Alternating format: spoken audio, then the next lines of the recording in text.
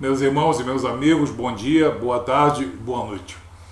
Vamos fazer uma consideração sobre duas palavras que parecem a solução de todos os problemas, mas elas mesmas são geradoras de grandes problemas: ecumenismo e sincretismo.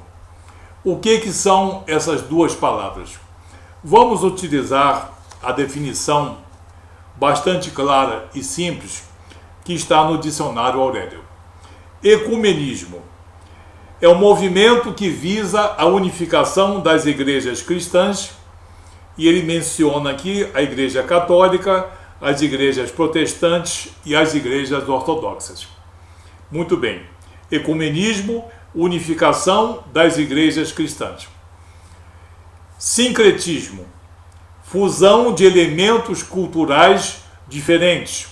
Poderíamos adicionar aqui fusão de elementos doutrinários diferentes, ou até mesmo antagônicos, em um só elemento, em uma só instituição, continuando perceptíveis alguns traços originários, ou seja, continuando perceptíveis alguns rabichos doutrinários de um lugar e de outro. Você vê que as duas coisas são completamente impossíveis.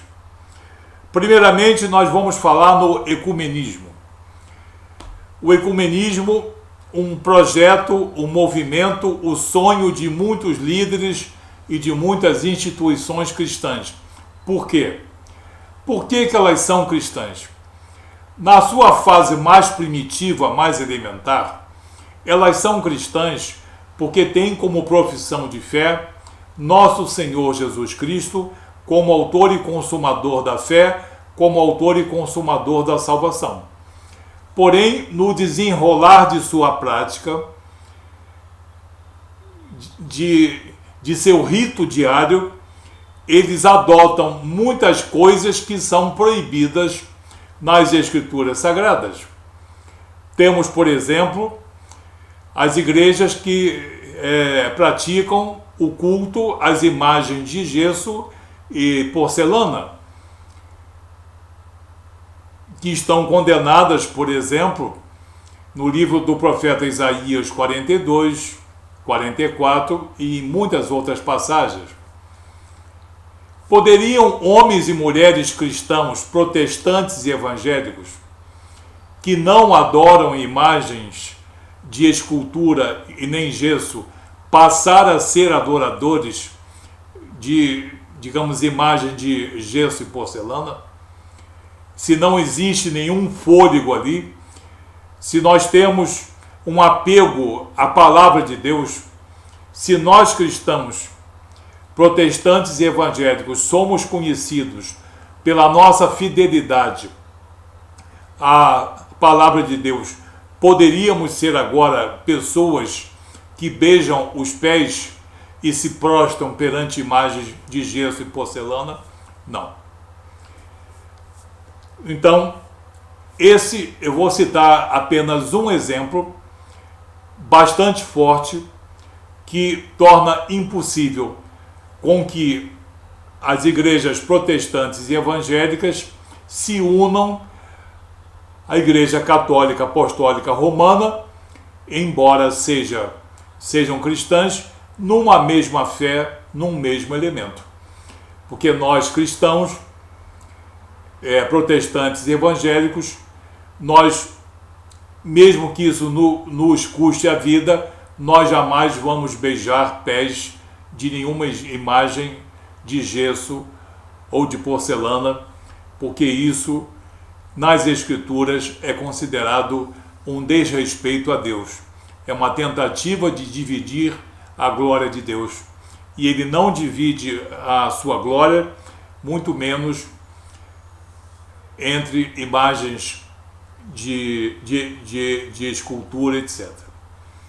Então, esse chamado ecumenismo entre as igrejas cristãs se torna impossível, e eu estou citando apenas um exemplo: o culto às imagens de gesso e porcelana. Poderia citar também o apego à palavra. Nós cristãos protestantes e evangélicos, como eu disse, somos apegados demais à palavra de Deus. E somos até criticados por isso, porque as pessoas querem que nós utilizemos as Escrituras quando elas forem convenientes, mas quando elas não forem convenientes, nós não devemos usar. Nós não vamos abdicar desse privilégio e desse direito de termos as Escrituras Sagradas como única regra de fé, porque nós cremos nas revelações de Deus, dos profetas, de Jesus e dos apóstolos. Nós vemos assim que ecumenismo é impossível e guarda uma artimanha muito grande. Eu diria mais de uma. Eu vou citar duas. Tirar a autoridade na palavra e no espírito que nós cristãos protestantes e evangélicos temos. E também substituir as nossas lideranças institucionais pela liderança espiritual de um homem e não a liderança espiritual de um espírito puro, santo e perfeito, que é o espírito de nosso Senhor e Salvador Jesus Cristo. Então, esses elementos já são mais do que suficientes para justificar a impossibilidade do ecumenismo. Sincretismo, fusão de elementos culturais diferentes, doutrinas diferentes. Vamos imaginar em um elemento, em uma instituição, pessoas com princípios doutrinários diferentes, ou até mesmo antagônicos, como diz aqui o dicionário. Então, na mesma instituição, sentados no mesmo banco, nós teríamos pessoas que têm a Jesus apenas como mestre, e na outra parte do banco, pessoas que têm Jesus como Senhor, como soberano, autor da salvação e como mestre. Nós teríamos no banco da frente pessoas que conhecem Jesus como aquele bom moço que subiu no monte, mas não enfrentou a cruz. No banco de trás, nós temos pessoas que sabem que Jesus era perfeito, subiu o monte, ensinou, mas enfrentou a cruz. Pode uma coisa dessa? Pode uma discrepância dessa? Não. Nós teríamos em alguns bancos pessoas que creem no Espírito Santo de Deus. O Espírito é efetor e capacitador de toda a fé cristã no mundo. Promessa de Deus Pai e promessa de Deus Filho. Mas no outro lado da igreja, naquele cantinho de lá, estão pessoas que ou não acreditam, ou então acreditam no Espírito Santo, escarnecem dele e dão a ele uma outra versão. Pode uma coisa dessa? Também naquele banco da frente estariam dois grupos de pessoas. Algumas que dão total e absoluta credibilidade às revelações de Deus. E outras que só usam as Escrituras quando é conveniente para defender um ponto de vista ou qualquer doutrinário pessoal. Pode uma coisa dessa? Pode alguém, numa instituição, juntar homens que creem que são salvos pelos ensinamentos de Jesus, junto com homens que serão salvos pela obra redentora, pelo holocausto perfeito que Jesus praticou na cruz? Antíteses, várias antíteses, vários antagonismos sincréticos num mesmo elemento, numa mesma congregação, servindo a quantos deuses? Porque vai ser preciso inventar Deus para tudo isso. Vai ser preciso criar diversos Cristos, diversas doutrinas para compor um elemento desse. Uma verdadeira mistura, uma verdadeira argamassa de diversos elementos antagônicos. Isso é brincadeira, isso é mentira, isso é inviável. Não adianta alegar boa fé, não adianta alegar um imenso amor fraternal e muito menos o entendimento superior das coisas de Deus.